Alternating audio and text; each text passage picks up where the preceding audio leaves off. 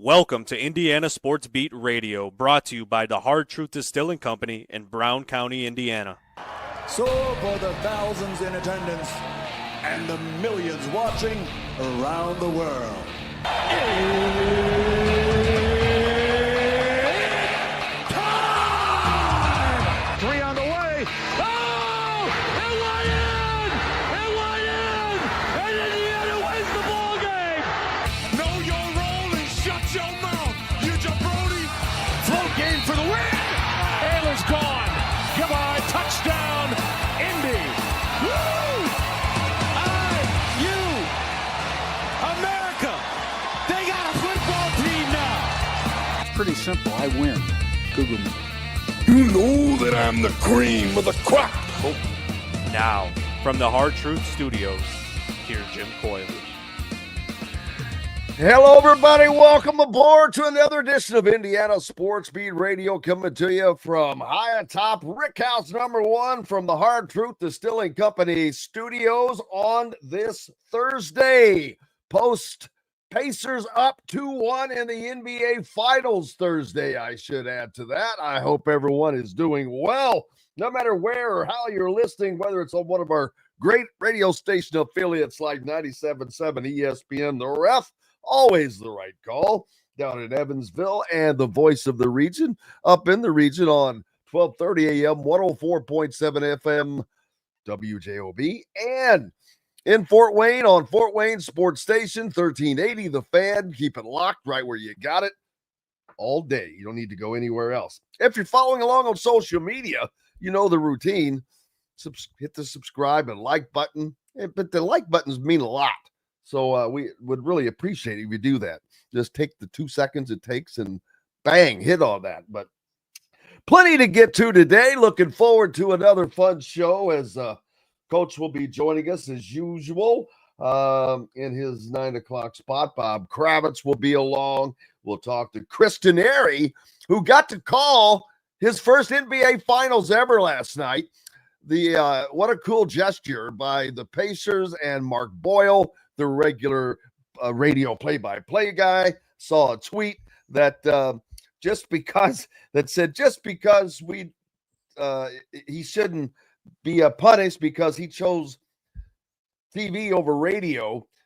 We thought that it would be nice to let Chris sit in and call the second quarter of the game last night, which he graciously accepted, of course. And so Chris got to call the NBA a win, no less, but the second quarter last night of the game. So look forward to talking to him about that and about the game overall, as he had an up close and seat in color, live and in color.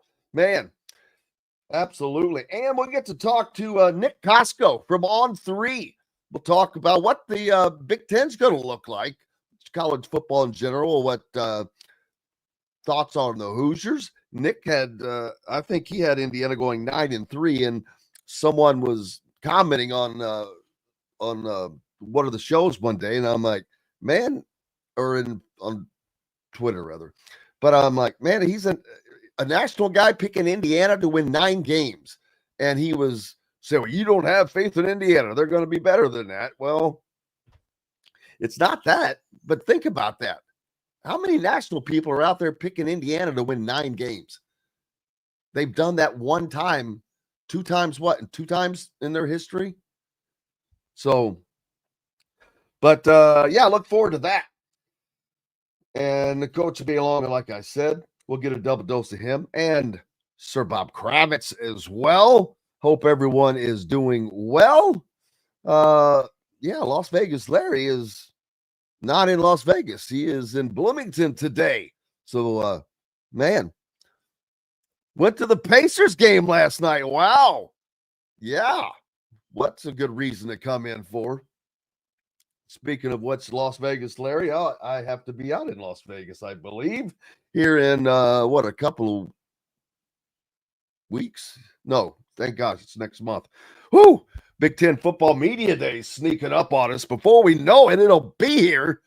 Thank goodness that is next month. But, yeah, that'll be just around the corner. And we'll be talking about like I said, with Nick Kosko joining us, we'll talk about that. And we'll get Coach's thoughts as well. As, man, I'm telling you, I know you hear me say it every day, but the Hoosier.com is putting out constant great content. And by that, I mean position breakdowns, reviews, the breaking news stories, the story this week about the 7'3" Italian visitor coming to visit Indiana. Came first at the Hoosier.com. So definitely go check that out. But plenty of football in there as well, as Indiana has just been landing either the commitments or lots of great things. But now, the biggest news yet, 2026 four-star edge rusher Cavante Hugan has flipped his pledge from Louisville to Indiana after a great visit with the Hoosiers.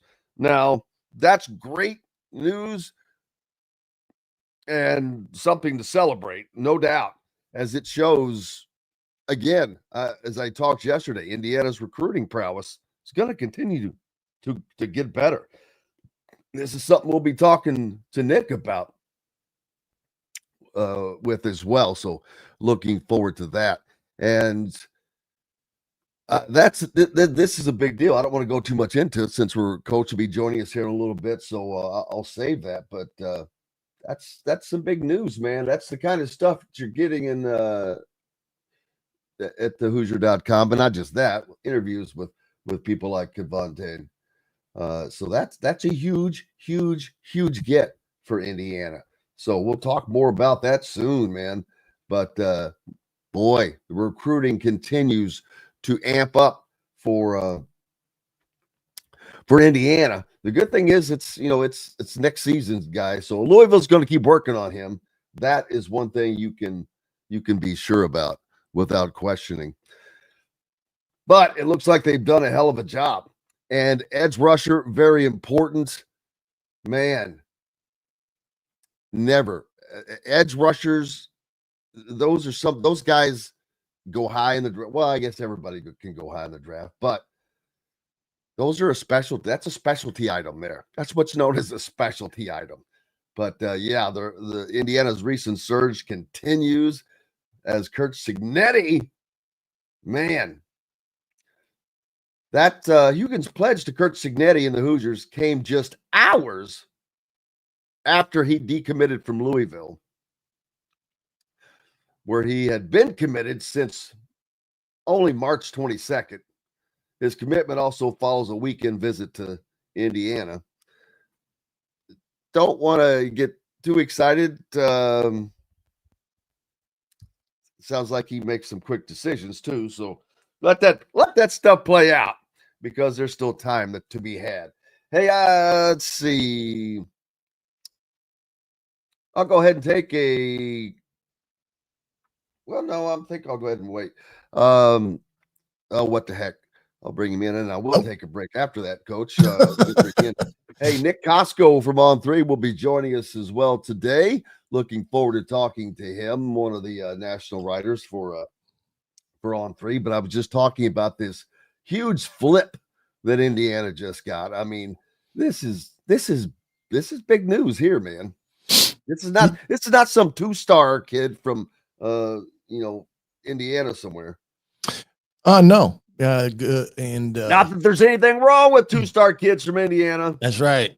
No, I'm getting ready to, after I'm done with here, I'm going to do my video breakdown of the young man. And Indiana right now is racking them and stacking them here the month of June. I think it's I believe, they're at 14 now. Is that correct? 14 total. I think they're 14. 14 total. I've lost count because they've had so many this week. Both. I think I got to 12, and I'm like, whoa. The thing about these have all been quality. To me, they seem to all be quality recruits. Yeah, the Jaden Williams kid out of Massillon, Massillon, Ohio has been a premier high school football program since the beginning of time in some respects. It's got not only a Midwest flavor to it, but also a national flavor to it just because of their storied history in high school football. But Jaden Williams is a ball player. He can run. He can fit up in the hole, does a good job of stepping up, taking on blockers and making plays. Really impressed with his ability. The Cortez Rupert kid, whose video was put up, I think, last night, the wide receiver, very smooth receiver that they got as well. And these kids that they're bringing in right now are getting our top tier recruits. Now, will they come in and be instant impact? Probably not. They're probably a couple years away in some respects, but I like the McFarland kid, the tight end. He is a 6'5", 205 right now, but you think after his senior year, you think he's going to be about probably 230, 225, 230. You're talking about a kid that can run, can catch, also can block at the point of attack. So they get a kid that fits their offense tremendously. So it's been an impressive week so far in the recruiting department. Yeah, your connection's kind of jumping in and out there. I thought whether it's me or you, I couldn't remember. Is it me? I'll reset when you go to break. I'm kidding. I was doing the old Saturday Night Live. Is it me? Is it me? It's you. It's you, him, right? But yeah, I'm gonna go ahead and hit the break as Nick Kosko should be joining us. I'll reset here in a little bit. So look forward to talking to Nick. And so let's see. Nope. You know what? I'm wrong. Nick's not joining us now, but I'm going to take a break anyway, and you go to it. All right. We'll be back with more from the Hard Truth. And I'm losing my mind. Hard Truth Distilling Company Studios. Coach Griff with us, back with more right after these messages. Andy Moore Honda is Bloomington's #1 Honda dealer for a reason. Buy a new Honda and get a 3-month break from car payments. That's right, no payments for 90 days. That includes the all-new, all-electric Honda Prologue, and you get it for just 0.9% financing. Or the 2024 Honda Ridgeline Black Edition or the Honda Accord LX, both for just 1.9% financing. Get more to your door from AndyMooreHonda.com, Bloomington's #1 Honda dealer and your best place for new and used vehicles. If you're looking for a new home in the Indianapolis area, you need Cheryl Sizemore from Brick and Ivy Realty. Cheryl Sizemore has over 2 decades of experience, and that could be the difference in getting the home you want in today's tough housing market. Reach out to Cheryl at CherylSizemore@gmail.com or 317-701-0838. That's 317-701-0838. Let Cheryl Sizemore sell or find your new home today. Located on 325 acres in beautiful Brown County, Indiana, Hard Truth Distilling Company is the biggest and the best craft distillery around. While Hard Truth is already known for producing internationally awarded whiskeys and spirits like Hard Truth Sour Mash Bourbons, Sweet Mash, and Hard Road Rye, as well as their cinnamon vodka and the always popular Toasted Coconut Rum. Hard Truth Distillery offers so much more. With a full-service restaurant, ATV, and distillery tours, as well as live music, you can spend an entire day at Hard Truth Distillery while making your entire family or group happy. And that's the Hard Truth. Hard Truth products are available across Indiana, as well as many other states. So no matter where you shop, if they don't carry your favorite Hard Truth product, tell them you want the truth, the Hard Truth. Hard Truth Distilling Company encourages you to enjoy all of their products responsibly and to never drink and drive. Welcome back to the Hard Truth Distilling Company Studios on this Thursday. Coach Griff is with us now, but we'll be talking about the Pacers today too, as Bob Kravitz will join us, and Tristan Airy, fresh off of calling that great win by Indiana over Oklahoma City. Pacers up 2-1 in the NBA Finals now. They've got a home game Last night was so important. They had to get that win because if they lose that game, the series is over. Now they can put the series on its ear if they can get one more home win and go up 3-1 with a home game to come back to. Man, the Indiana Pacers can put themselves in position of the potential of winning an NBA championship. Man, did anybody ever think they'd say that? Yes, Justin, I agree. TJ McConnell's, oh, no, sorry. He's talking about his sister. That is a smoke show. I did not see that. So I'm not agreeing to that. I didn't see it. I didn't say anything. I saw nothing. Just kidding. I thought he was talking about TJ McConnell because of how incredible he is when he comes in. Man, he's like the Energizer Bunny. He's lights the fire. He gets it going. There you go. Laurie getting equal opportunity.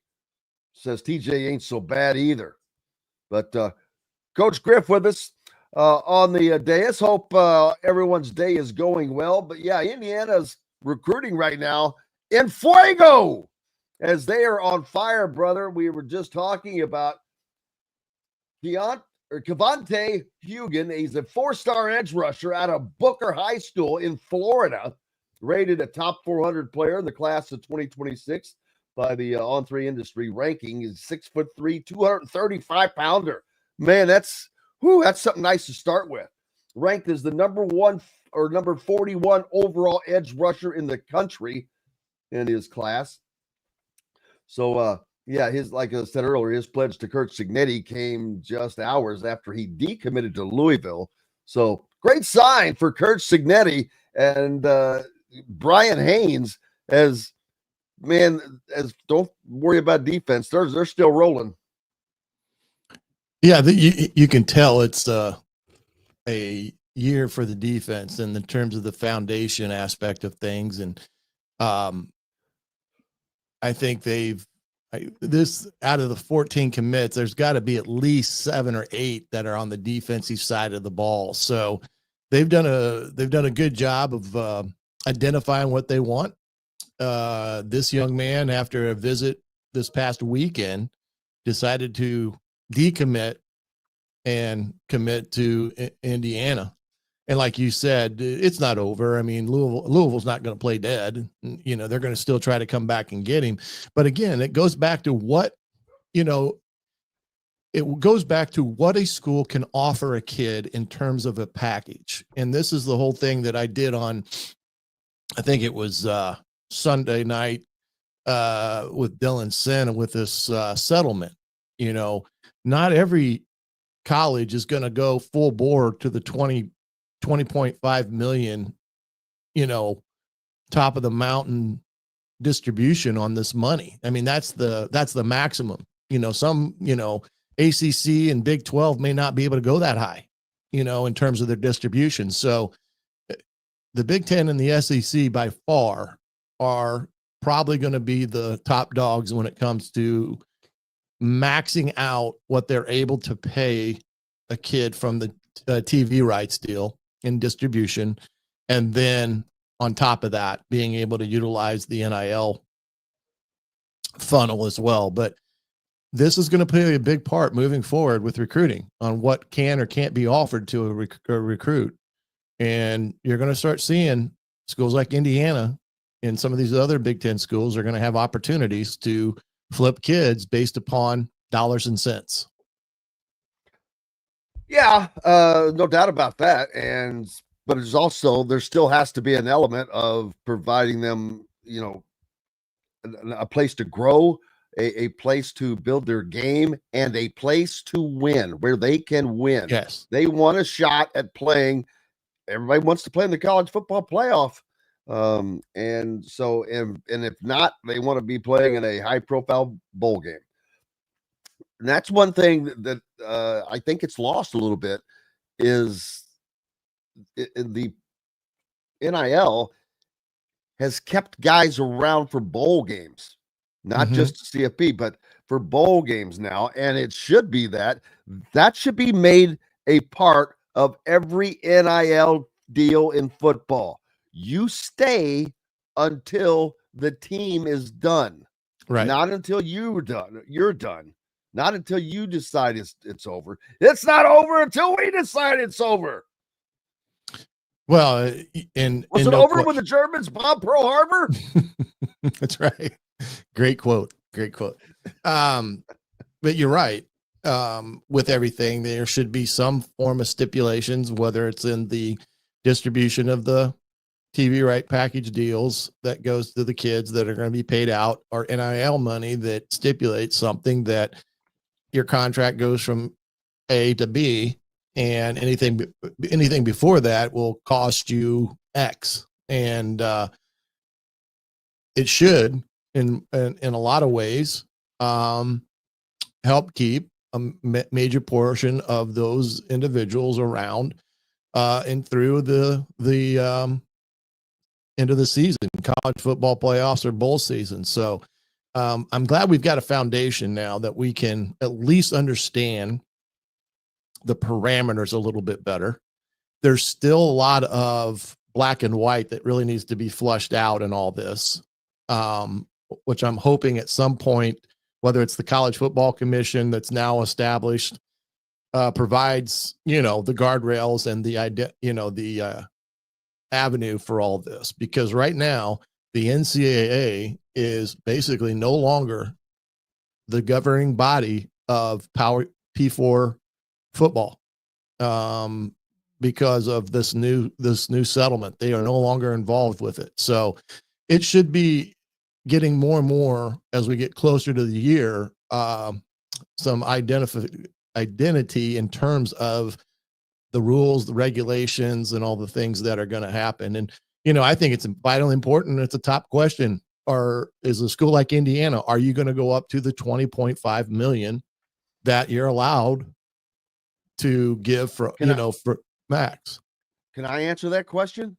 Sure. Well, hell yes, they are. Absolutely. You have to stay competitive. No question. We heard Curt Cignetti at Huber's talking about, if you want to be number one in football, then you've got to be number one in NIL. Or if you want to be, I think he said, if you want to be great in football or good in football, right, you've got to be great at NIL. Is closer to, I think, what he said. But yeah. Oh, without question. Mm-hmm. Are they going to? They have no choice. They're in the Big Ten. Yeah. They're already, if you're already behind if you just go to the 20.5 million. Well, seriously. That's the hard cap, on everything, the 20.5 from the broadcast rights. But from what I'm understanding is not every P4 institution is going to be capable of doing that. And most of them lie within the Big 12 and the ACC. So there is going to be some up advantages, disadvantages for some that cannot go to the full amount because of the school can't handle it. One of them being Iowa State. They've already stated they can't, or otherwise they're going to run out of money in 2 years because the school will not. It has to come from athletics. But I do think this is going to be an interesting dynamic, especially like with recruiting, because this is where it's going to impact. It's going to impact the recruiting aspect of things. What they can offer kids. So when you talk about the flip of a 4-star, I do think, like you said, they can provide what they need to all around for the environment, the coaching staff, and things of that nature, and then provide an environment where a kid can earn his value and get a Big Ten education at a beautiful institution like Indiana. A Big Ten education. That's right, man. Absolutely.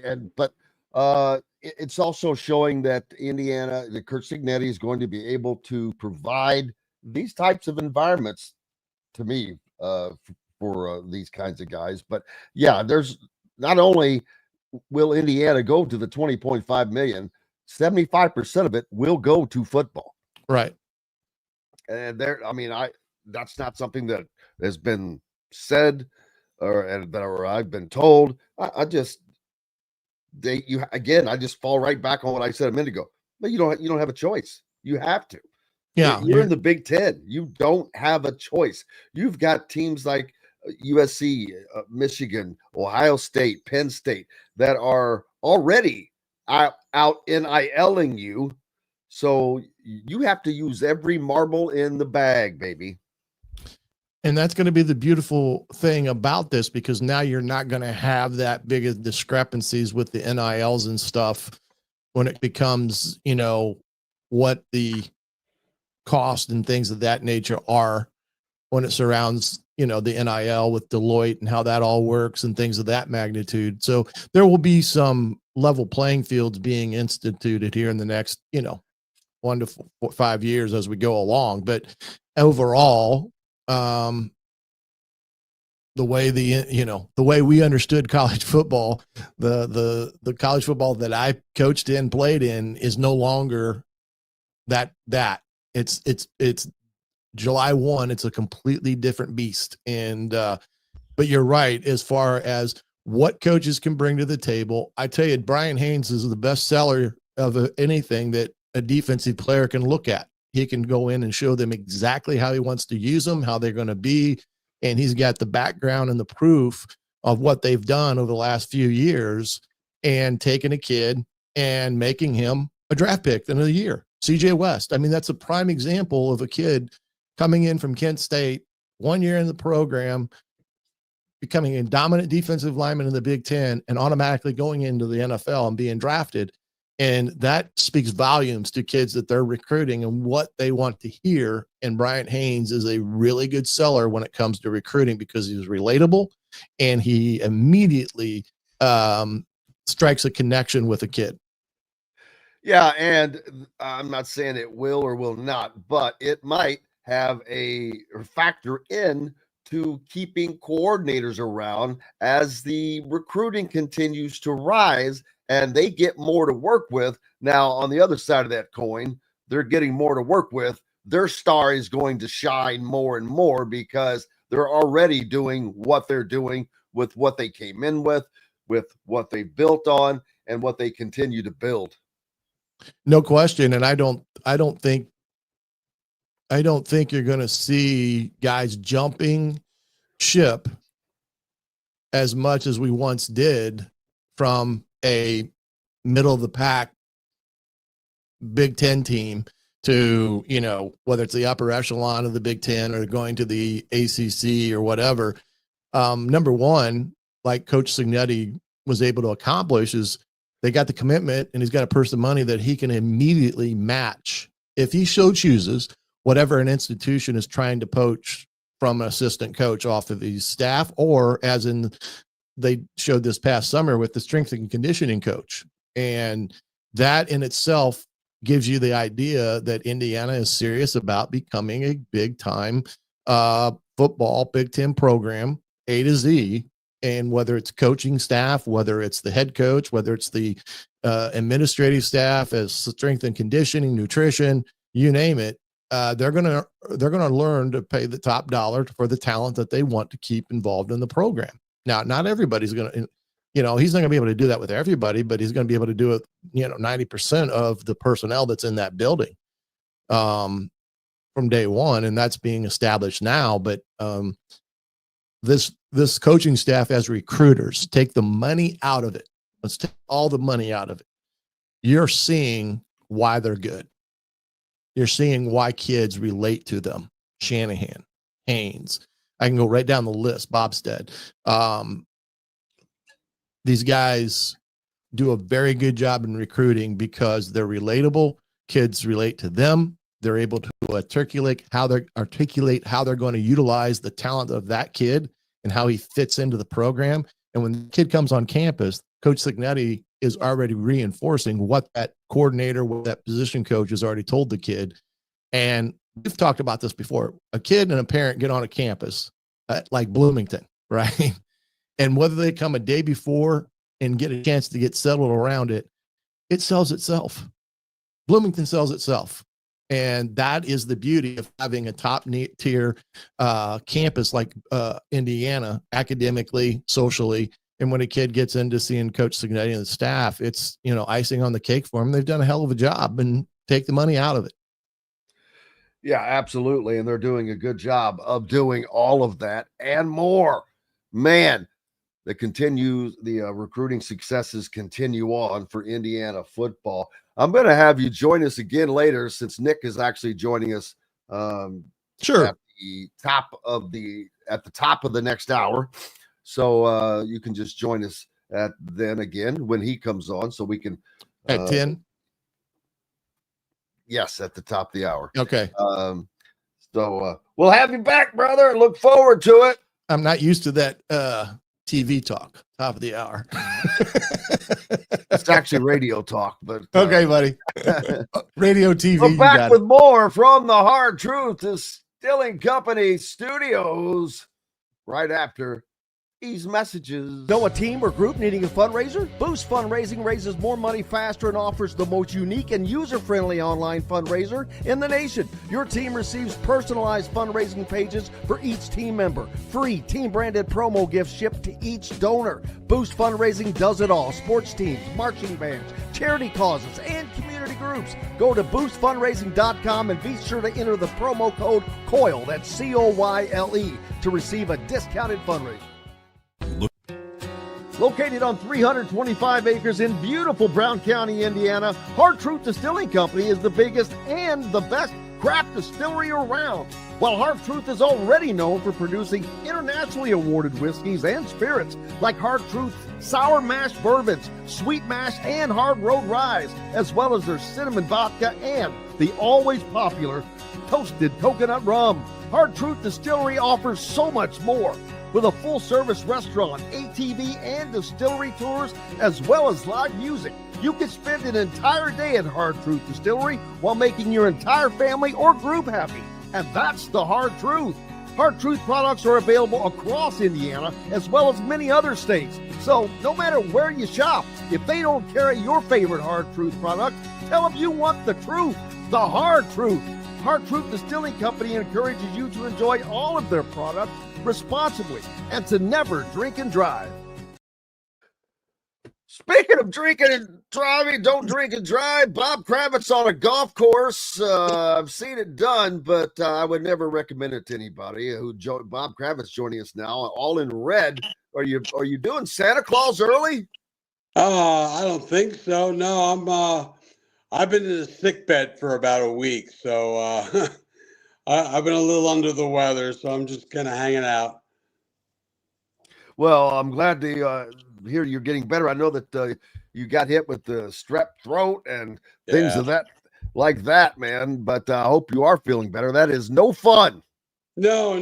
We got our first NBA Finals here in 25 years, and I'm stuck in bed. So, yeah, I didn't go to the game. There's already a couple of Pacers who are under the weather. I didn't want to be patient zero and be responsible for their decline. Well, that's very, very kind of you, sir. And it worked. It worked because they won. Again, they win game 3. They are up 2-1. Last night was what I called a must win, or the series was over. Now, the series is not won, but they can put themselves in a fine position. If they can get one more home win and go up 3-1 with a home game coming. This is the one, man. This is the one. To me, whoever wins game 4 is going to win this series. And it's going to be a hell of a challenge. I mean, they played a fabulous game last night. Oklahoma City they're the real deal. This is a completely different kind of beast from the one they've been playing throughout the Eastern Conference playoffs. And I thought TJ changed the energy in the building. I thought that Matherin was phenomenal. Halliburton was really good. Siakam really good. I mean, this is the team they've been all year. They go 8, 9 deep, and they, even 10 deep, and they get contributions from everybody. You mean like TJ McConnell? Does he contribute anything? Good Lord. He is something else, man. He is Halliburton calls him the great white hope. He's the kind of basketball player who You remember the kid who was like the wrestler in your gym class, and he would play basketball, and he'd be up in your face the whole time, and you're like, get out of my face. He's just a gnat, man. He's just I was relentless. just going to use that very term. You just cannot get rid of him last night. I mean, Cheryl Force says that he broke. field. What is that a record? What's that? Cheryl Sizemore saying that TJ broke a record, and I don't know what record he broke, but Yeah, I don't either. I'm sure we'll be finding out. But just seeing him, he provides a spark. I mean, he comes in and it's like zip, zip, zip. It's like sparks are literally flying off of what he's doing, and it energizes not only the guys that are on the floor, but the guys that are on the bench that he's come in and he and others have come in to relieve. Oh yeah, he's it's funny if you go back to 2011 when Carlisle won with the Mavericks. If you remember, he put JJ Barea in that series. Actually he started him, and Barea, who was kind of like the Puerto Rican TJ version of TJ, he changed that entire series. And see, I really felt like there's going to be one game that the bench was going to win. I think there's going to be one game that Carlisle is going to win with his smarts. It's remarkable. They really have no right to be up 2-1 in this series, but they are. And bless their souls, man. They may just bring a championship to Indianapolis. It's very possible because I guarantee you very few people had them up 2-1 right now. As a matter of fact, I would imagine that most would have had them down 2-1 right now at best. Oh, absolutely. I mean, you look at that first game in OKC, they were dominated for 3.5 quarters and just, made that epic comeback, which they have a habit of doing. But, that the first 2 games, they led by a total of a minute and 55 seconds or something like that. They're just an incredibly resilient, tough-minded group, and they do it day after day after day. Well, and we've talked about this ad nauseum on each game. You don't know who it's going to be. I mean, is it going to be Pascal Siakam? Is it going to be Tyrese Halliburton? Is it going to be Miles Turner? We just go down the line. Thomas Bryant with his contributions, but courtesy of Cheryl Sizemore, she's sent me the post that said TJ McConnell just made history, NBA Finals history in only 15 minutes. The Indiana Pacers' ultimate spark plug became the first bench player ever to post 10+ points, 5+ assists, and 5+ steals in a finals game, stuffing the stat sheet in just 15 minutes to fuel Indiana's Game 3 win. There's a stat for everything, isn't there? That's a good stat, but there's a stat for everything. Yeah, there's no lies about that. There's stats about stats.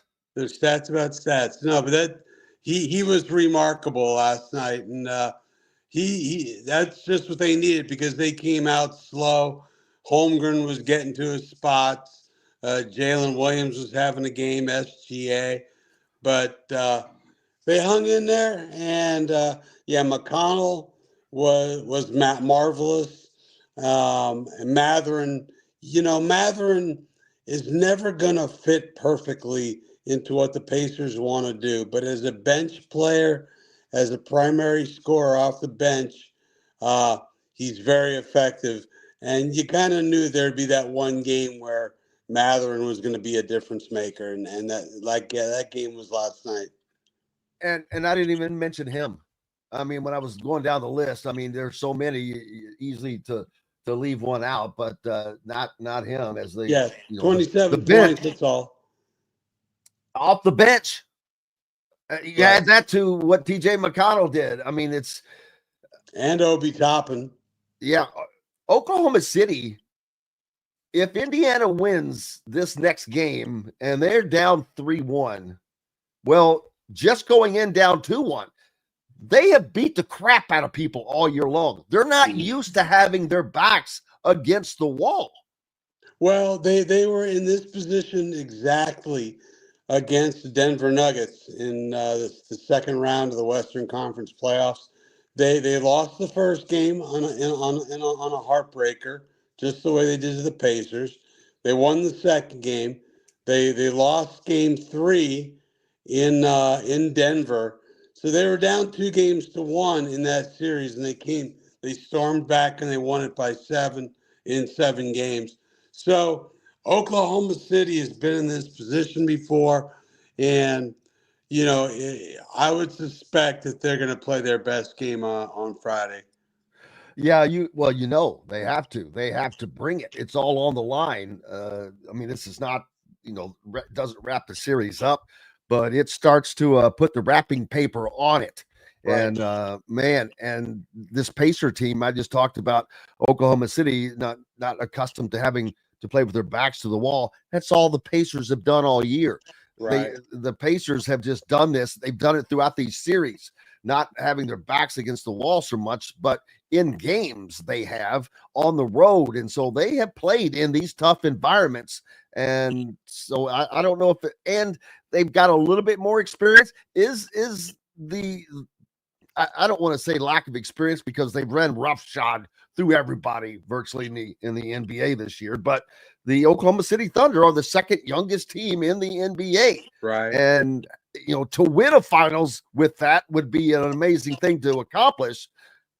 I don't know. Is that playing a role, do you think? I don't. I just think the Pacers have played. I mean, they played really well last night. They got that miracle win in game 1. No, I just think they're up against a team that's almost their equal. Now, if you're asking me what's going to happen, I think SGA is going to go off on Friday. I think they're going to tie. I felt all along that this is going to be 2-2 heading back to Oklahoma City. I hope it's not. I'd love to see the Pacers take a 3-1 lead. Like I say, I think game 4 is the series. I think whoever wins that is going to take the series. I agree with you. And if the Pacers were not to win that game, you talk about the pressure turning around, because now you're looking at 2 games in Oklahoma City coming up with 1 remaining in Indianapolis. They're going to have to put their best defense on, man, and shine it up. Who's going to get the job of shutting down SGA? Well, it's going to be largely Nembhard. I mean, they throw a lot of bodies at him now. I mean, they're throwing Neesmith at him. They're throwing Shepherd at him. Every once in a while, you see Halliburton. So they're throwing a lot of bodies at him, but for the most part, it's Andrew Nembhard, who did an absolutely fabulous job in game 1, did an even better job against Jalen Brunson in game 6 of the Knicks series. So, look, you're not going to stop the guy. He had an off night last night. He only had 24. But, when the guy's averaging 35 a game, you'll take that anytime you can. Yeah, absolutely. And so now the Pacers go into this next game with the I don't want to say they don't really have pressure on them because they're playing with house money, but as far as actually winning the NBA championship, the pressure is on them, because as you've said, and I agree with you, that this game 4, this is the linchpin game, man. Yeah. Well, it's funny. Everybody keeps saying they're playing with house money, and I guess based on public expectations, they are, but they're really not. I mean, when you get to this point, you deserve to be there. There's no feisty underdogs left. But yeah, I mean, the way most of the country looks at this is kind of a mismatch. Yeah, they are the feisty underdogs, but I think they feel every bit as much pressure as Oklahoma City does in this scenario. You want to talk stats? I got a stat for you. Give me a stat, Jim. Teams that win game 3 of a 1-1 NBA Finals. 80.5%. Bingo. Have gone on to win 80% of those series. Yeah. That's good on the Pacers side. Of course it is. Of course it is. It's meaningless, but it's interesting. I just think the series is going to go 6 or 7 though. If I was a betting man, I'd be pretty bullish on OKC in Game 4, but we'll see. I mean, OKC has got crazy talent, man. I mean, that Jalen Williams is a hell of a player. Chet Holmgren, when he gets his legs under him, he only he missed a lot of games this year with an injury, but they're going to be really good for a really long time. Yes, they are, because they are the second youngest team, as we talked about. So that's something else. This is a team that could that the teams have to deal with for the next couple of years. Oh yeah, they got first round draft picks out the yin yang, and they're going to be able to use those guys to even strengthen their team. None of their star players are going anywhere. They're all on their first contracts, pretty much. So they're going to have some staying power. But I think the Pacers will too. Pacers are still, except for Siakam and TJ, still a relatively young team. Yeah, the Pacers are, well, I wonder where they are in the pantheon of youth in the NBA, because they're one of the younger teams. I did look it up. I don't remember exactly what I found. I mean, certainly not the second youngest team ever to reach the NBA Finals, as are the Oklahoma City Thunder. But they are one of the younger teams to make it to the finals. So, the Pacers got some staying power too now. Absolutely. What else have besides staying out, trying to stay out of the sick bed, have you been up to? Well, I'm going to try to go to practice today with wearing a mask, and I'll cover the rest of the series. I took the night off because I wasn't feeling well, so we'll get back in the middle of the series. So is your prediction for the finals from this stamp from right now? If you had to pick. I'm sticking with what I had initially, which was Oklahoma City in 6. I obviously hope that I'm wrong. I would love, for this city to celebrate a championship. I'd love to see a parade down Meridian. I think that would be great. But I think if you're asking me to be objective, and I think you are, I think Oklahoma City is the better team, and they're going to win this thing in 6. How did two small market teams, franchises like Oklahoma City and the Indiana Pacers, put together the talent that would make it to the NBA Finals overall else? Well, for Oklahoma City, they tanked. They went completely in the tank, and they had a bunch of high draft picks, and they made some great trades. They traded for Shai Gilgeous-Alexander. They drafted Jalen Williams. They drafted Chet Holmgren. The Pacers, 99% of it was just Kevin Pritchard trades. Getting Siakam, getting Halliburton, getting Nesmith. Of course, they drafted Nembhard, drafted Miles many years ago.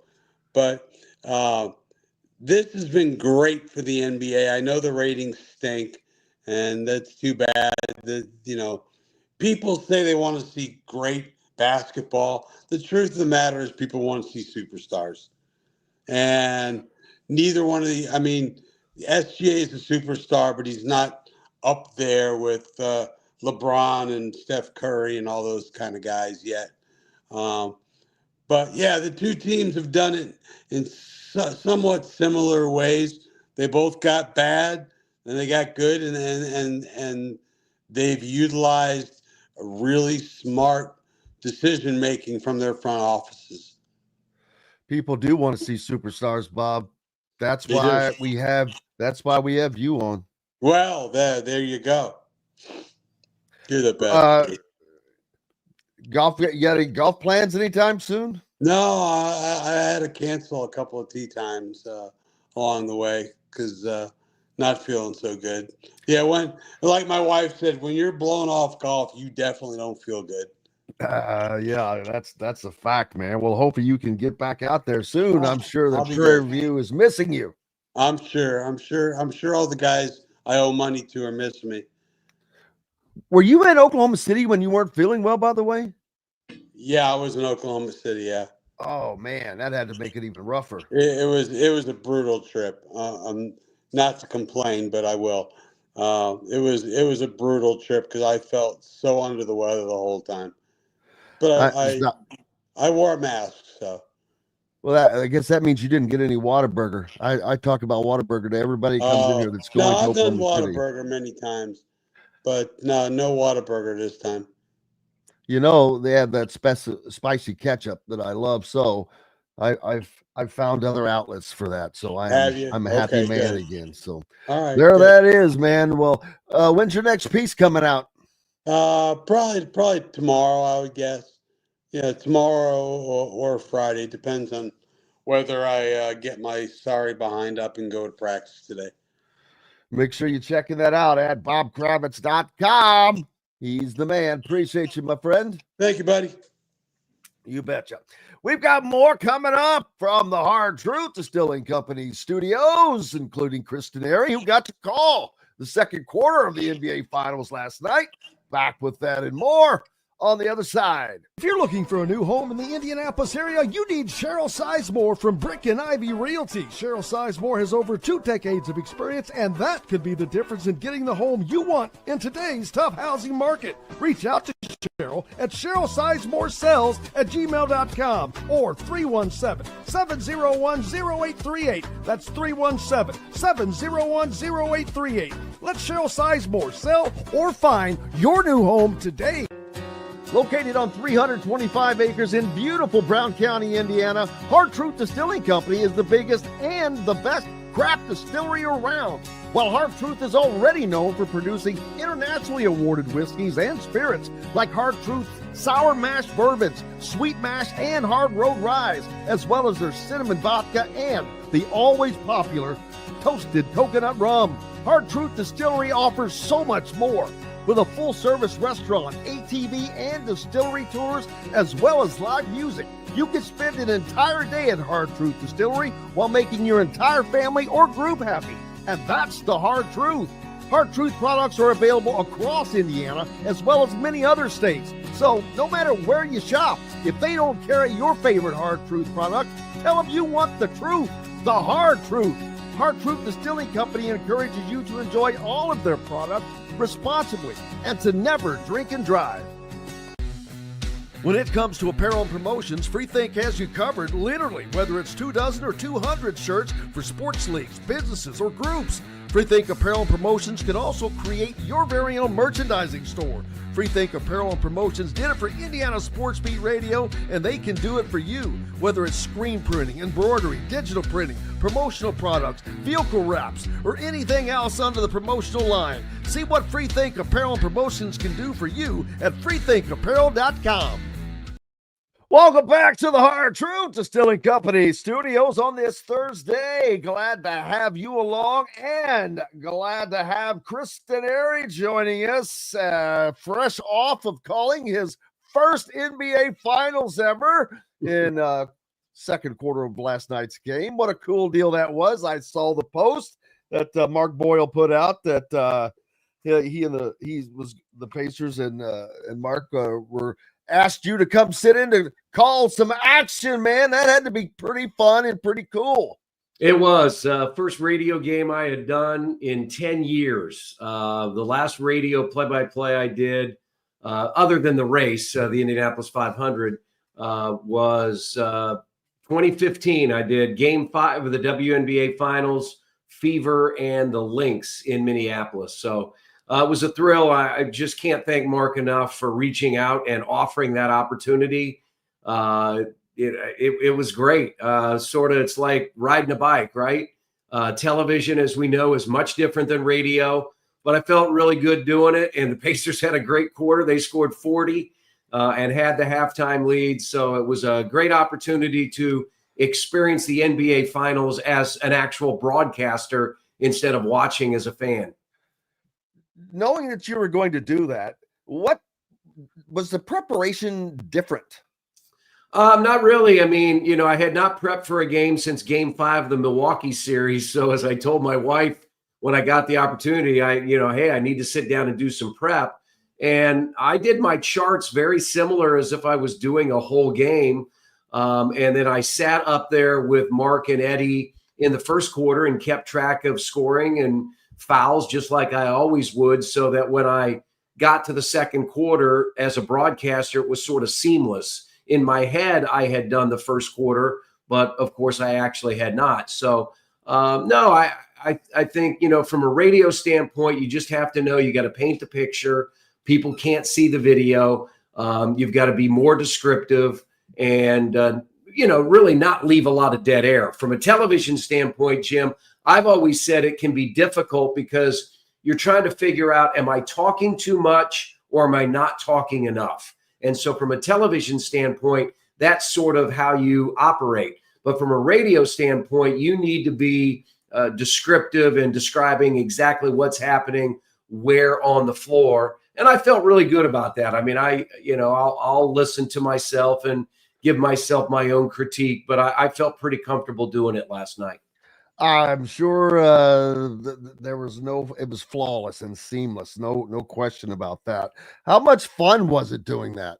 Oh, it was a lot of fun. I mean, just to be back engaged in the atmosphere. I mean, Jim, the atmosphere was, I've never felt that at Gainbridge Fieldhouse. And, you know, I felt some pretty good regular season games and some early round playoff games. But I mean, last night, just driving downtown, walking around, JMV hosts a local radio show here in Indianapolis. I was on with him. He had a 5-hour pregame from 3 to 8. I walked across the street to the pub. It was packed full of Pacers fans.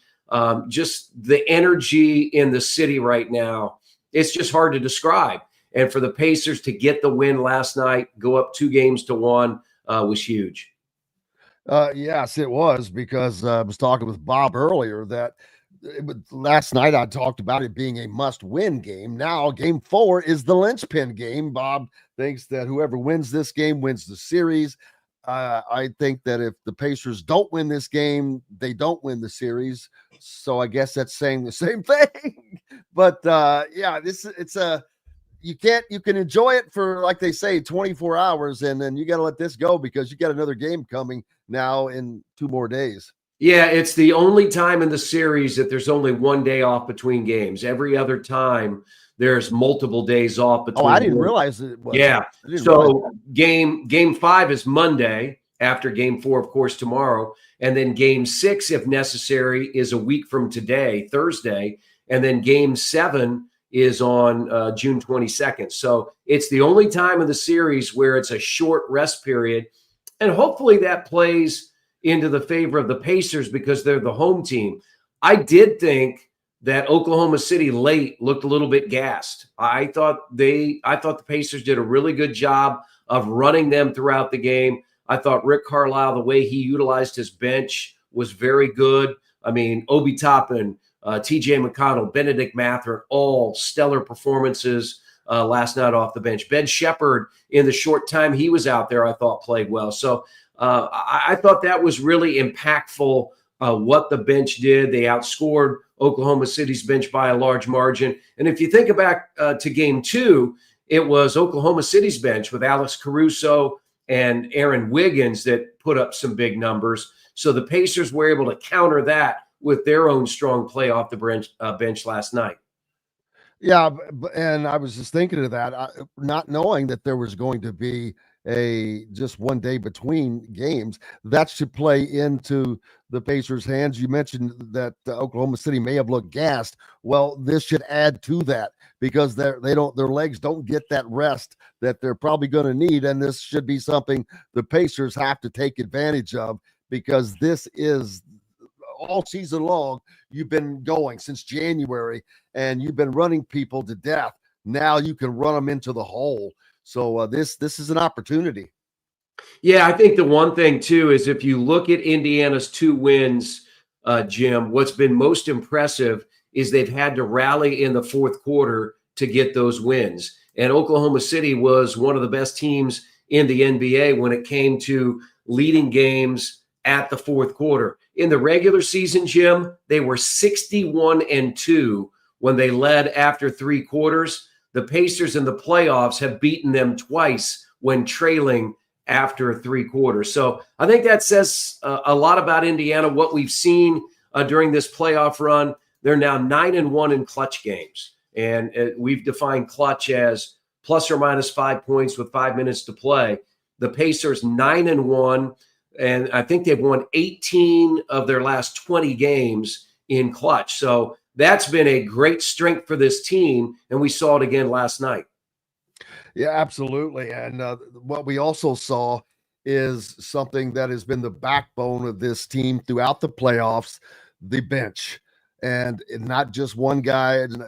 Benedict Mathurin obviously had the best night, but I talked earlier about TJ McConnell. Man, just doing TJ McConnell things, that assist that he had, the wraparound pass, and then he immediately steals the ball. Those things, that's what Oklahoma City has been doing to people. And they kind of did that to Indiana in the game before. But man, I don't want to use the word team of destiny yet. I hate using that phrase right now, but man, you kind of don't want to, even from the outside, it's hard not to get excited for the Pacers because they've never been this close to this. Right. I mean, if you right there. Yeah, 25 years ago, they lost the first 2 games to the Lakers, won game 3, lost game 4 in overtime. We're down 3-1. Back then, it was a 2-3-2, 2 games in LA, 3 games in Indiana, 2 games in LA. And they won game 5 and went back to Los Angeles down 3-2, and the Lakers won game 6. So this is a situation where Indiana has the series lead, can really put a lot of hurt on Oklahoma City with a win tomorrow night. Then you're up 3-1, and you only need to win 1 more game, and you have 1 game left at home. So, yeah, tomorrow night, as much as last night was a must-win for the Pacers, you're right. You look at tomorrow night as a must-win for the Pacers. That way you're up 3-1, just as you were in the Cleveland series. You were up 3-1, were able to win game 5 in Cleveland. So, yeah, tomorrow night's a huge game. Last night was one of the biggest games that we've seen at Gainbridge Fieldhouse in 25 years. Tomorrow night will be, I think, the biggest in the history of this franchise. And tomorrow is just going a Friday night downtown. What the hell do you think Indianapolis is going to be like tomorrow all day? Nobody's from lunch on. It's just going to be a madhouse. Yeah, I don't think there will be much work done tomorrow. There's no question about that. 8:30 start gives a lot of people a chance wherever they're going to be. Jim, the great thing about downtown was it wasn't just the almost 18,000 that were going into the building. There was another couple thousand people out on Bicentennial Unity Plaza. And then you think of all the bars and restaurants downtown, and then just go out into the outlying suburbs in Westfield and Carmel and Brownsburg and Greenwood. You know, I've seen video down by where you are in Bloomington. I mean, the sports bars that are down there are packed full of Pacers fans. So it's a phenomenal time. You know, I was telling somebody that, you know, the regular season ended on April 13th. Tomorrow is June 13th. That's 2 months of additional basketball that we've had to celebrate the Indiana Pacers, and it's been a special, special time. Yeah, and you know what I credit it to? Murray State. Racers and Pacers. Continuing the Racers and the Pacers theme, baby.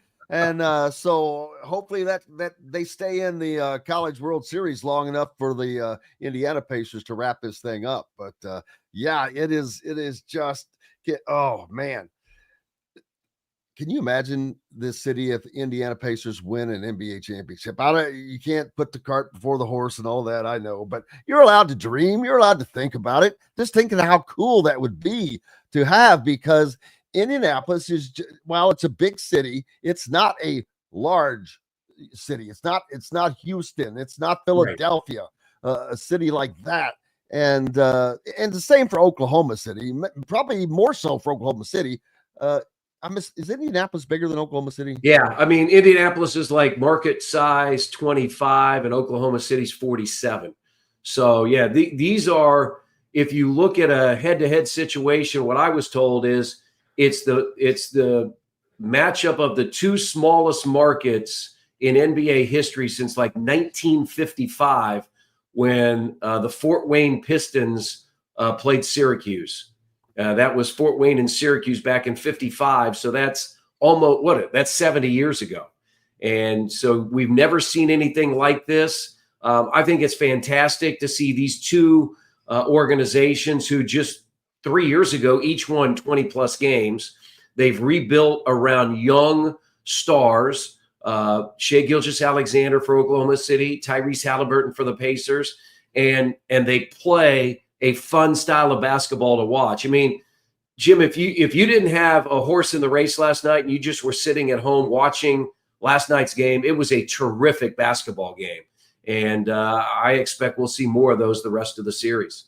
Well, every game, that's what the Pacers have done. They've made every game exciting, some of them too exciting for their fans' benefit, but that's what they have done. And I think that also gives them an edge, having played in so many of these games in these playoffs, not during the season, in these playoffs against higher seeded teams. So they've been the underdog throughout, except for the Milwaukee series. Three straight series where they are the undecided underdog. They were a decided underdog to Cleveland. They were they were still an underdog to New York. I wouldn't call it a decided underdog, but they definitely were a decided underdog going into this series, according to the national pundits. But man, they play the games on the courts, not in Las Vegas, fortunately. Yeah, and back to that clutch stat. 33 games this year they've won in clutch situations. And you do go all the way back to the regular season when they did it 24 times. I think that set the table for the confidence that they've built, and they don't get rattled in the postseason. And Jim, they've done it not just at Gainbridge Fieldhouse, but they've done it on the road as well. So they have a great belief, and each and every night it is somebody different. And last night it was Benedict Mathurin rising to the occasion off the bench with a 27-point performance. I think it was critical that Siakam and Halliburton had 20-point games. That was big as well. And we'll see, who is the person that makes the difference tomorrow night. It could be Aaron Nesmith. It could be Thomas Bryant, as we saw in Game 6 of that New York series. So that's the beauty about this team that, and I think makes it tough on other teams, is that you don't know who's going to step up and maybe be the person that's going to be alongside Tyrese Halliburton and Pascal Siakam on any particular night. Absolutely. Getting a little bit off topic, the New York Knicks, have they reached out to you in regards to their potential open head coaching job? I think what they keep reaching out, and they're turned down by each and every franchise. I just realized in the last few hours that they reached out to Billy Donovan at Chicago, and of course they that's 5 then. Yeah, I think that makes it 5. That's almost unprecedented to go that deep into your wish list and to be rejected. 5 people that have either didn't want to talk to him, or the franchises have said no, thank you. But why would a franchise let you talk to their sitting coach? Who the hell would do that? Well, what's interesting, Jim, is, here's what's funny is, though, this happens all the time in college sports, right? Because college coaches have buyouts. And in these NBA coaches, I don't think there are buyouts. They have contracts. Now, they could negotiate. But if you're Houston and you have Ime Udoka, you've got an up and coming young team like Oklahoma City. You don't want to let him go. Billy Donovan is in Chicago. I mean, he's got some New York ties. He played in New York. He was an assistant coach. I think, was he an assistant coach at one point to Rick Pitino? It'll be interesting to see, but you wonder, when New York made this decision to let Tom Thibodeau go, what was their backup plan? It doesn't appear that they had a backup plan. What was their plan? Period. Then you get to the backup plan. Curt Cignetti, the TV voice of the Indiana Pacers, with a little radio thrown in on the side. Appreciate you, my friend. Hopefully when we're talking next week, see the final. Yeah, next Thursday. I mean, there could be a potential game 6 next Thursday on the 19th. So we have one day off, and then we get a damn week off. Well, one day off. No, then game 5 is Monday. Game 5 is Monday in Oklahoma City. And then game 6 would be Thursday at Gainbridge Fieldhouse if needed. We're ready for it. All right. We'll talk to you next week. Appreciate you. Curt Cignetti joining us here on Indiana Sports Beat Radio from the Hard Truth Distilling Company studios. Back with more on the other side. The ISC Sports Network is your home for sports content across the Hoosier State. Find us live on TV and streaming or archived on our website and our app. The ISC is your one-stop shop for the content you want to see, including high school sports, college sports, and other great events throughout the year. Subscribe to our streaming service and get access to it all. ISC. Local lives here. Know a team or group needing a fundraiser? Boost Fundraising raises more money faster and offers the most unique and user-friendly online fundraiser in the nation. Your team receives personalized fundraising pages for each team member. Free team-branded promo gifts shipped to each donor. Boost Fundraising does it all. Sports teams, marching bands, charity causes, and community groups. Go to boostfundraising.com and be sure to enter the promo code COYLE, that's COYLE, to receive a discounted fundraiser. If you're looking for a new home in the Indianapolis area, you need Cheryl Sizemore from Brick and Ivy Realty. Cheryl Sizemore has over 2 decades of experience, and that could be the difference in getting the home you want in today's tough housing market. Reach out to Cheryl at CherylSizemore@gmail.com or 317-701-0838. That's 317-701-0838. Let Cheryl Sizemore sell or find your new home today. When it comes to apparel and promotions, Freethink has you covered, literally, whether it's 24 or 200 shirts for sports leagues, businesses, or groups. Freethink Apparel and Promotions can also create your very own merchandising store. Freethink Apparel and Promotions did it for Indiana Sports Beat Radio, and they can do it for you. Whether it's screen printing, embroidery, digital printing, promotional products, vehicle wraps, or anything else under the promotional line. See what Freethink Apparel and Promotions can do for you at freethinkapparel.com. Welcome back to the Hard Truth Distilling Company studios on this Thursday. Glad to have you along. And Coach Griff rejoins us, and we're joined by our friend Nick Kosko from On 3. How are you, sir? Good, boys. Appreciate you having me on today. Man, I appreciate you taking the time to join us. Looking forward to another fun and exciting college football season, period. Not just Big Ten season, but last year when we were going through all of toward the end of the year, I kept talking about how fun that season had been as a fan. If I could have just enjoyed it as a fan, I'm like, damn, that was fun. The games, there's teams that have risen. Indiana, one of those, but Illinois again will be 2 of those in the mix again this year. Don't know what Iowa's going to be like, but outside of that, I know that there are other teams that are going to be doing that. But I wonder, is that going to be offset now by the House case settlement? With there's still going to be separation between the haves and the have-nots.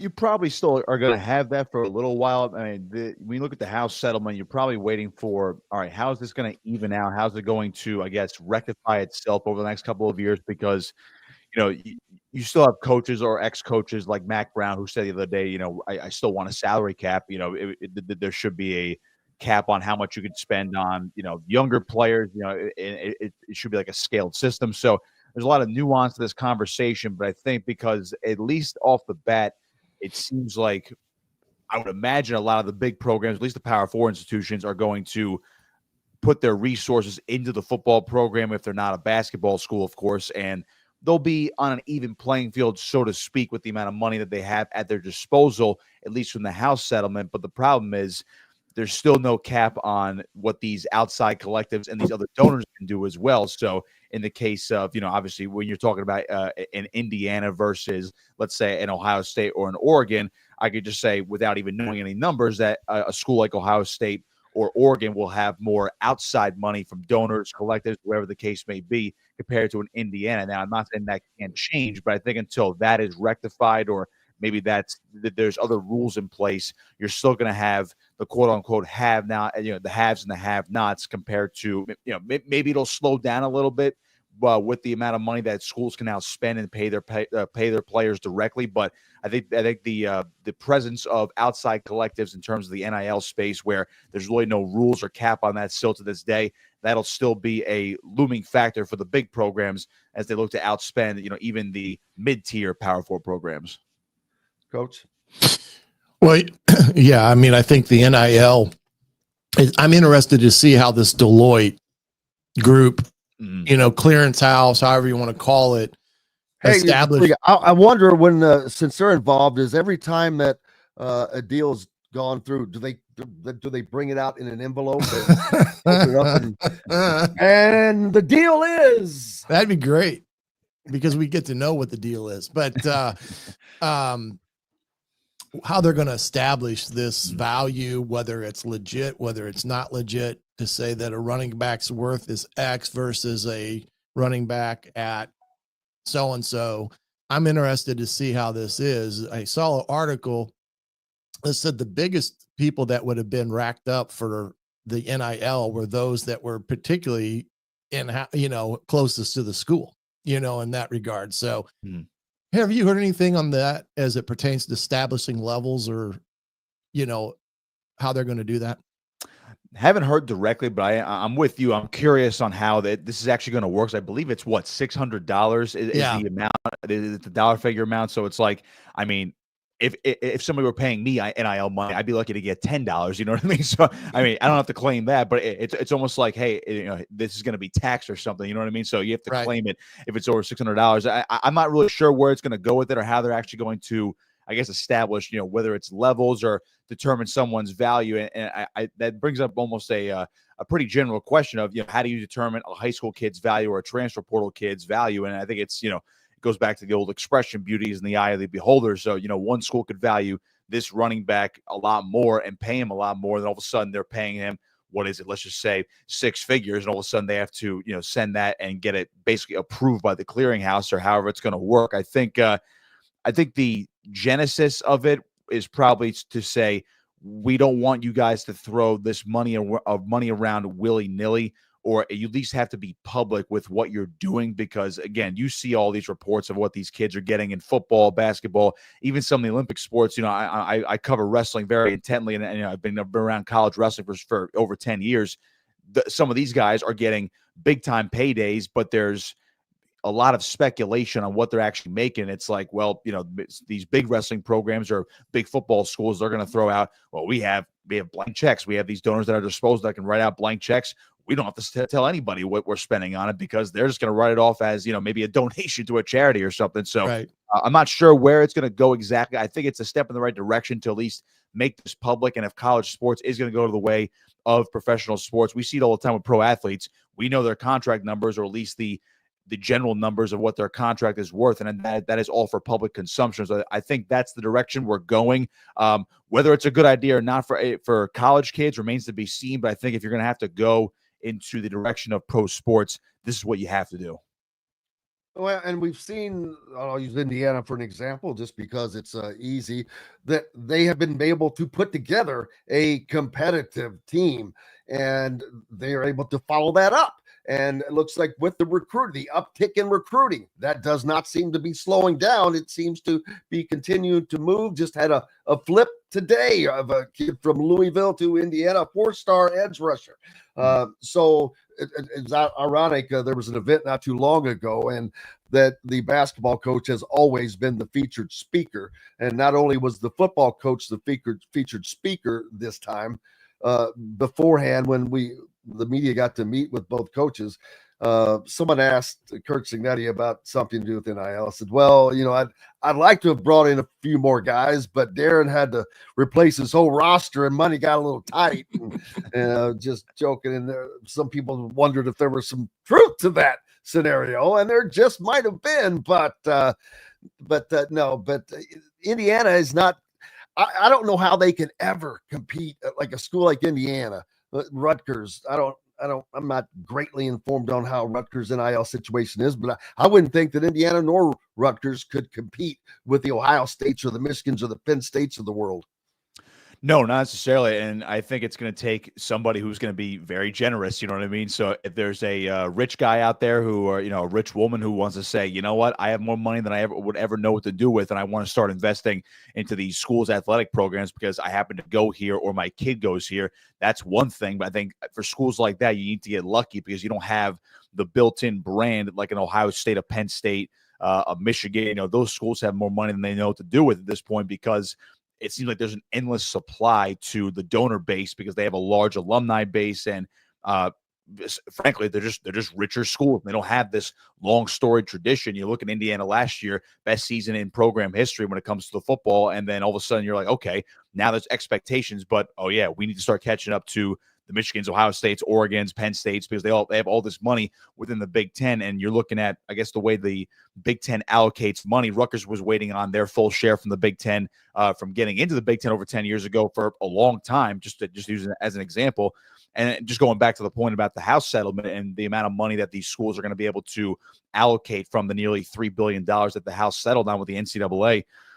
Yes, schools are mostly going to have, I guess, around the same amount of money to spend, and it's just up to the school themselves to allocate. Okay, here's the percentage that's going to the football program. Here's what's going to basketball, and then the Olympic sports. Go ahead, start fighting it out for the scraps at this point. I think it's up to the school as far as how much they want to allocate to each. And I think, like I said before, schools like Indiana. I mean, Indiana might be an exception because they have a good football program now, but obviously a lot of history in basketball. They might divvy it up a little bit differently, but at a school like Rutgers, where they had two NBA draft picks on their basketball team just last season, struggled anyway. But again, Rutgers has been a football dominant school in a school that doesn't have too much great athletic tradition in terms of championships. So you're looking at maybe football gets the bulk of the money because the way that Greg Schiano operates, and then the rest goes to basketball. Then other sports like wrestling, and I would say women's basketball a little bit, that they'll get the scraps among the other Olympic sports or non-revenue generating sports. So they're going to, schools like that are, to try to catch up, Jim, they're going to probably pour most of their money into football, but to me, they're still going to be behind the 8 ball. And then at that point, you just have to hope luck kind of goes your way on the field so you can start turning some heads and maybe obviously raise more money. Yeah, here's the question I got, because I think this is ultimately, I've always been a big believer that the schools that offer an avenue for kids to compete, it serves the whole well-being of the student athlete, giving them an avenue to compete and get a great college education. The thing that I just don't think there's much time left is non-revenue sports. Now, it may be different at each school. You pointed out maybe wrestling at Rutgers is a revenue generating type of sport, where at school X it's not, or whatever. Men's and women's track is another example. I just don't see how schools can continue offering a broad-based athletic program because of the cost that's going to be associated with this. No more scholarships, so everybody's on a scholarship. So I just don't see it happening. I mean, I hate it, but I just can't see a school being able to support a broad-based athletic program unless you're an Ohio State or a Michigan or someone like that. But you talk about the middle Big Ten schools and lower, whether it be ACC, Big 12, whatever, they're going to have to cut the budget, and unfortunately, it's going to come at the cost of those sports. Yeah, I think it's going to be a very hard decision for a lot of athletic directors at these programs where, you mentioned the upper tiers of the Big Ten, the ACC. I'm looking at, I don't know, I'm not too in depth with the ACC, but I can probably assume off the top of my head that a school like, let's just say schools like Miami and Florida State, very rich football programs. They could probably afford to infuse a lot of money into basketball as well. But who knows with those schools as well? What are they going to do with their track programs, their baseball programs, or their even some of their women's programs? I think it's an alarming issue. I think that was the biggest argument against the House settlement, because everyone knew where this money was going to go. Yes, you could pay the athletes directly, and yes, that will include the Olympic sports as well, which a lot of certain schools they've been able to, I don't want to say manipulate NIL deals, but other schools that have very rich Olympic programs or Olympic programs that are very successful on and off the field or mat, those types of programs can, I guess, generate more dollars, and they're able to afford in the NIL space for these athletes. But yet they're going to have to solely maybe rely on those NIL packages or the donors, because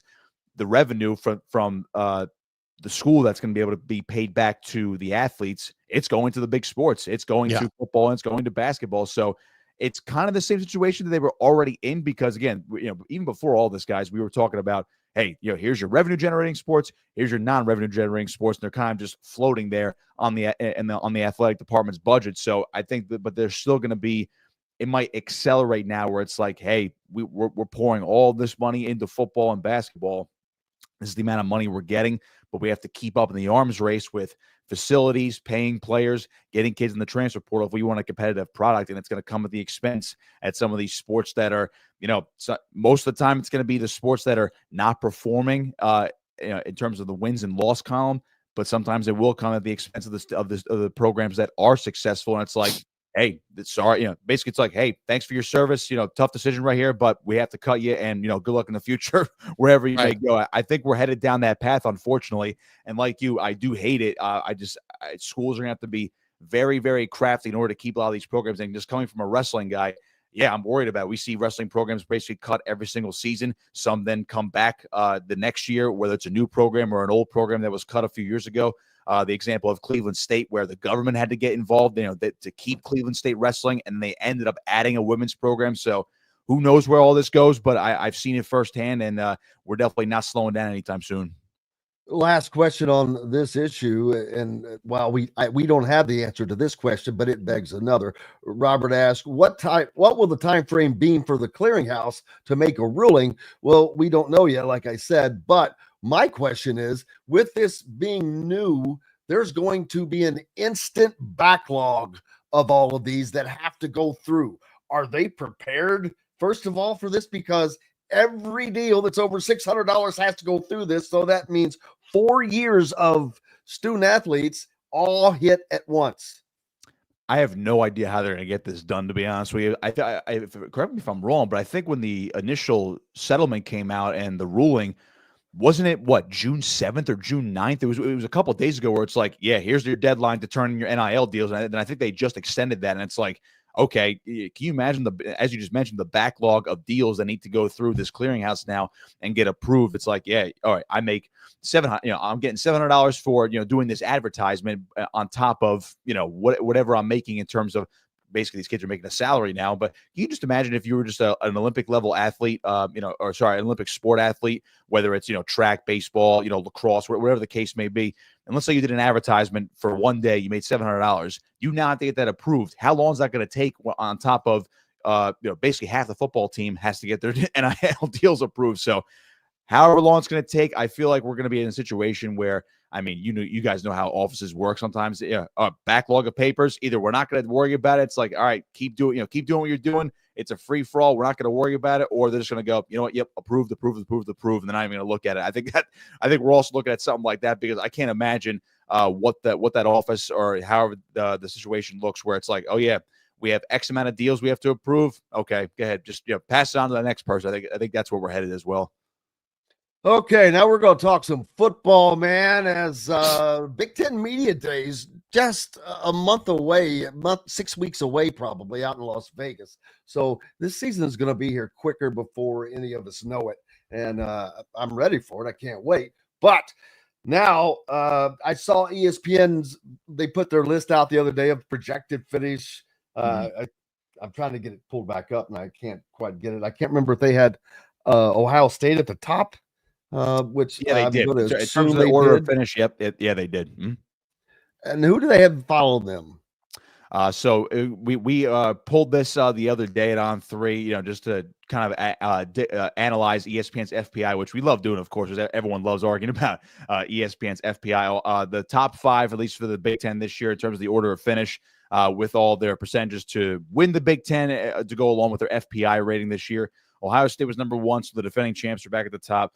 Penn State, national championship contender this year, they're number 2. And then rounding out the top 5 are Oregon, Michigan, and then USC, actually, based on these numbers, are actually in the top 5. And for your listening audience, Indiana was right there, a little bit above the middle right there at number 8 in the Big Ten in terms of the predicted order of finish. I was surprised to see both Washington and Nebraska picked ahead of Indiana. Illinois is not an argument because Illinois is a team that is expected to be good. That is going to be a team that, well, we'll find out early because Indiana and Illinois open up the Big Ten season against each other. But there's no way I could dream of putting Washington in front of Indiana right now, nor Nebraska, to be honest with you. I don't know what they have added that jumps them up this high because they're still not as good at quarterback as Indiana is for certain, and maybe a few of those other teams. But yeah, I just don't not quite following that one. Yeah, I was a little confused. Again, you go by the FPI metrics, it can get a little wonky. I mean, there was a lot of times last year, guys, where we were, breaking down ESPN's FPI top 25 week to week, and Alabama was still ranked in the top 3 a lot of those weeks and that's a team that didn't even make the playoff, and of course lost to Vanderbilt and Oklahoma last year. Yeah, I don't know personally why someone would pick Washington and Nebraska over Indiana right now, at least.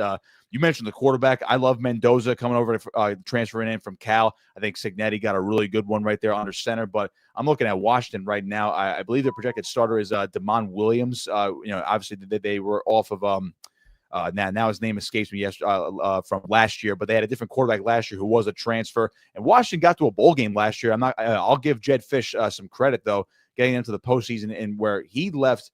I believe he was one of those late hires where he left Arizona and ended up going to Washington. It was based on Kalen DeBoer going to Alabama after Nick Saban's retirement. So if you follow that train of that train of thought right there, Washington, to me, I'm sure Jed Fish is going to do a good job, but I think Indiana's better suited right now, despite basically reloading the offensive line with transfers. But I think Indiana's in a better spot. Nebraska, to me, is the big wild card of the Big Ten, where I love Matt Rule as a college coach. He's done a great job wherever he's gone, but their success hinges on, okay, can they limit the damage on defense, have that ferocious defense, and is Dylan Raiola going to take that next step at quarterback? Obviously, he started as a true freshman last year, looked really good in spots, also looked like a true freshman last year. Is he going to take that next step and be one of the better quarterbacks in the Big Ten? If he is, I can see the argument for Nebraska to go into the upper half of the Big Ten, if not that upper tier of the Big Ten this year. But until I see it for myself, I would still favor an Indiana over Nebraska and Washington. And frankly, I think ESPN just loves the metrics, at least, love USC for some reason. I can't see USC, by the way, at number 5 right now. Maybe I'll be eating my words at the end of the season, but until Lincoln Riley fixes the defense and I guess just pushes the right buttons, but they have decreased in wins each year that he's been there, until they actually show me something where they're maybe racing off to a 6 or 7-0 start, I find it hard to believe USC is going to be top 5 this year too. Brand bias, coach. Yeah, brand bias. But Indiana's brand, like we talked before, has changed and gotten a lot better, especially in the high school ranks, of being able to walk in and having that instant recognizable logo on their chest. The thing about Nebraska, I'm interested to see how Holgerson fits into this whole deal. I was quite surprised that Rule brought him in at the end of last season and kind of turned over the apple cart in that offensive staff room, and then he became the guy, because it'll be an interesting dynamic. Now, he certainly fits, I guess you would say, Dylan Raiola's style of quarterbacking. But I'm interested to see how that all goes with everything in that regard. But I'm with you. I just don't understand how those two teams, Nebraska and Wisconsin, can be ahead of Indiana in any poll. But again, beauty's in the eye of the beholder, and the black and white, whatever they think the black and white looks like is what they're going to figure and all that. But I guess the biggest thing with the Big Ten is, do we ever see a quote unquote, a balanced schedule with crossover games where the Big Ten will have an agreement with the SEC that they'll each play one crossover game, vice versa, and all that? Because I know there is that rumbling I'm hearing about that being a part of future scheduling, that you will have to play one school out of whatever conference and in your makeup of your schedule. What are you hearing on that end? Not until the SEC grows a pair and goes to 9 damn conference games. I think it's the biggest thing. And I think it's funny because the Big Ten and the SEC have been working together, I think, the best when it comes to the Power Four conferences. They're kind of dictating with the way or where the sport is going to go in the future. I mean, we see it all the time right now over the last couple of months with the playoff. Whether it's going to go to 14 or 16 teams, it's probably going to be 16, to be honest with you.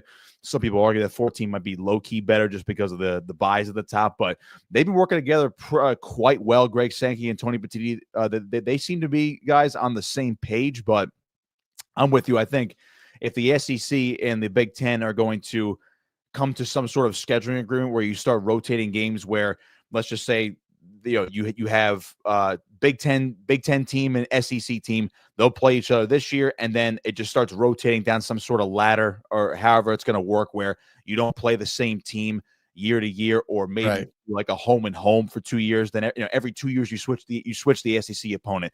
To me, that would be a logical scenario to, I guess, schedule these non-conference games where you're not playing cupcakes. I think those are the matchups people want to see, and it gets all then every week is obviously must-see TV at that point. But you have to be able to balance it out, because the Big Ten plays 9 games in the conference. The SEC is going to not do that right now. If they do that, then I think that's where you'll start seeing, okay, maybe we get some sort of scheduling, not to use the alliance terms. Obviously, that was disastrous a couple of years ago.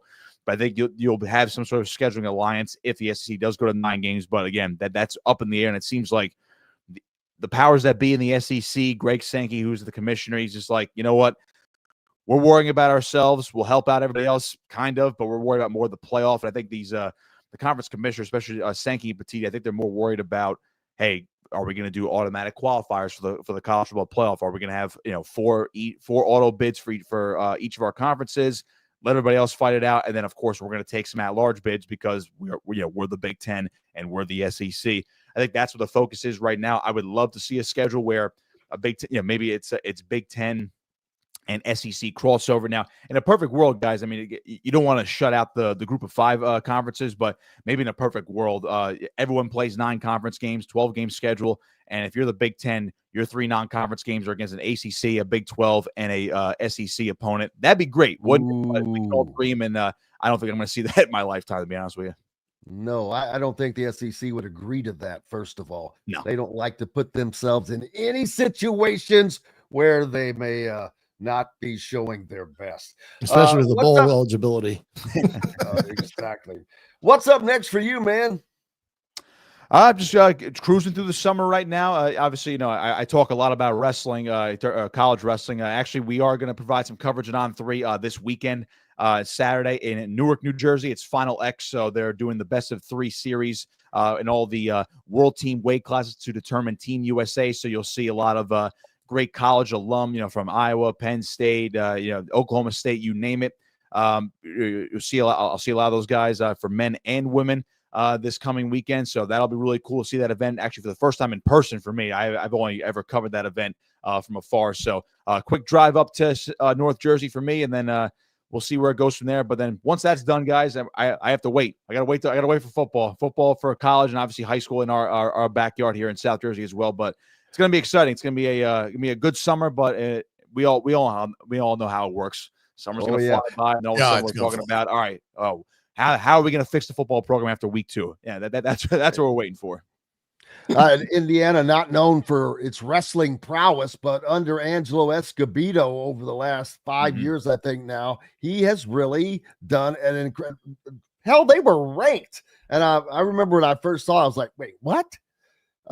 He's I've talked to Coach Escobedo before. He's awesome. They just had Donnell Washington, who I just had on the On3 Wrestling podcast right after the NCAA tournament. All-American this year for the first time in his career, up at 184 pounds. Was in the hospital after night one of the NCAA tournament. Managed to fight back and make sure he managed to win. I think it was 3 matches in a row after Thursday night, after being in the hospital overnight. Won 3 in a row, got on the podium, and finished his career as an All-American for Indiana. So, yeah, I think things are coming up Hoosiers wrestling right now. They're in a good spot in the Big Ten, which obviously knows the premier wrestling conference. And you talk about Ohio State and Penn State, especially Penn State. Indiana's not that level yet, but they're doing a darn good job under Coach Escobedo. Looking fun, brother. Appreciate you very much. Look forward to chatting some more about the pigskin later on. Thanks, gentlemen. Really appreciate it. Appreciate you. Nick Kosko from On3 joining us here from the Hard Truth Distilling Company studios. Coach Griff, appreciate you again as well, brother. Absolutely. We're back with more from the Hard Truth Distilling Company studios right after these messages. Andy Moore Honda is Bloomington's #1 Honda dealer for a reason. Buy a new Honda and get a 3-month break from car payments. That's right, no payments for 90 days. That includes the all-new, all-electric Honda Prologue, and you get it for just 0.9% financing. Or the 2024 Honda Ridgeline Black Edition or the Honda Accord LX, both for just 1.9% financing. Get more to your door from AndyMooreHonda.com, Bloomington's #1 Honda dealer and your best place for new and used vehicles. If you're looking for a new home in the Indianapolis area, you need Cheryl Sizemore from Brick and Ivy Realty. Cheryl Sizemore has over 2 decades of experience, and that could be the difference in getting the home you want in today's tough housing market. Reach out to Cheryl at CherylSizemore@gmail.com or 317-701-0838. That's 317-701-0838. Let Cheryl Sizemore sell or find your new home today. Located on 325 acres in beautiful Brown County, Indiana, Hard Truth Distilling Company is the biggest and the best craft distillery around. While Hard Truth is already known for producing internationally awarded whiskeys and spirits like Hard Truth's sour mash bourbons, sweet mash, and hard road rye, as well as their cinnamon vodka and the always popular toasted coconut rum. Hard Truth Distillery offers so much more. With a full-service restaurant, ATV, and distillery tours, as well as live music, you can spend an entire day at Hard Truth Distillery while making your entire family or group happy. And that's the Hard Truth. Hard Truth products are available across Indiana, as well as many other states. So no matter where you shop, if they don't carry your favorite Hard Truth product, tell them you want the truth, the Hard Truth. Hard Truth Distilling Company encourages you to enjoy all of their products responsibly and to never drink and drive. Welcome back to the Hard Truth Distilling Company studios on this Thursday. Glad to have you along. Thanks a lot for joining us. Just finished up a great football conversation with Nick Kosko from On3 and our own Coach Griff as well. Looking forward to doing more of that as we get closer. Lots of basketball going on this weekend. Don't worry. And the Hoosier.com out covering it. As plenty going on down in South Carolina. As a matter of fact, there's a lot going on with the NBPA Top 100 camp yesterday, day 1. Who was the MVP? Dylan Mingo. He moved into the top 5, number 4 overall for the On3 of the most recent rankings update. He's a 6'5" point guard. Also, Latrell Allman had a great showing yesterday. His physicality every time he comes out is being talked about. Sturdy forward, 6'7", 6'8" kid. Sounds like the type of guy that a certain coach I know likes to recruit. But several of Indiana's recruits, Bryson Howard, even produced Luke Ertl.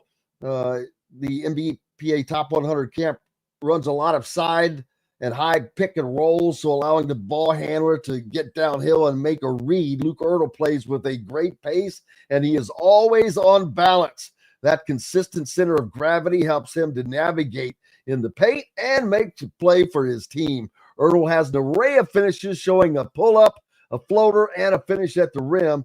He's also an adept passer, identifying the defense and passing to his open players. Ertl shot 5 of 10 from 3 and 11 of 20 from the field on day one, while averaging 16 points, 7 rebounds, and 4 assists. Let me tell you, that is one that got away from Indiana. Luke Ertl, he's a player. Luke Ertl is really good. Really good. And he's going to be a thorn in Indiana's side. Several others on there as well. If you're a subscriber to the Hoosier.com, you can find all of that in there, as well as the summer camp information, insider information that is inside the forums as well. And if you're not a subscriber, why not? It's the place to get the information. It's where the breaking news is now coming from. Just go to the Hoosier.com. First month, $1, 50% off for the rest of the year. We would greatly appreciate that, as that's what helps allow us to bring you guys this great coverage. But Alec won't be on tomorrow. Kyler Staley from the Hoosier.com will join us tomorrow. We'll talk more about this and as the play continues through that, in addition to Todd Leary joining us tomorrow. Then this weekend, team camps out at Indiana. And there are a ton of teams. I don't even know how many teams there are, but there are a lot of them. Jeffersonville, Fishers in a rematch. Indianapolis Addicts, Bloomington's North and South will be there as well, amongst many other teams, out-of-state teams. So there are going to be games going on all day. The Hoosier.com will be there to cover that at all. I will be going out there as well. Looks like it's going to be raining all weekend anyway, so perfect for that to jump aboard. So looking forward to that, and I cannot wait. Brad says these football flips drive me nuts. Well, it shouldn't if it works out for you, but if it doesn't, yeah, that's never a good thing. But this is nothing new. We've seen this before. I mean, kids have been, flipping their commitments. Now, the ones that kind of, flip flop, that's not good. And what's the difference between a kid flipping a commitment and going in the portal 4 straight times? But yeah, that's just something you're going to see. I don't think you're seeing a lot more of it. But what you are seeing more of it, obviously, because Nick Amalevin, the quarterback who left Tennessee, who screwed him over to go to UCLA to take less money. There's an example there. So it's going to happen. I like all things, eventually, I think that it will level itself out. We'll have to find out. That's there's so many things you just can't predict how they're going to go, in which direction they're going to go, because there are decisions that have yet to be made, probably, that are down the road, or there may be issues that haven't been thought of somehow that still will be coming up. But regardless of that, man, another fun show today for us here at the Hard Truth Distilling Company Studios. Back to do it again tomorrow with Todd Leary, Zach Osterman, Kyler Staley. We'll get you ready for the weekend and for the next Pacers game as well. Appreciate you guys joining us. Big thanks to our guests today on the program, Nick Kosko from On 3, Chris Denari from the Pacers, Bob Kravitz from BobKravitz.com, and Coach Griff from the Hoosier.com as well. Most importantly, thanks to each and every one of you. Without you, we've got no reason to be here. Until tomorrow, I'm Jim Coyle. I will see you on the radio. Thanks for listening to Indiana Sports Beat Radio. Be sure to subscribe to our YouTube page for more clips and team coverage of Indiana basketball, football, and more. You can also find full episodes and tons of other content on thehoosier.com. We'll see you next time for another edition of Indiana Sports Beat Radio.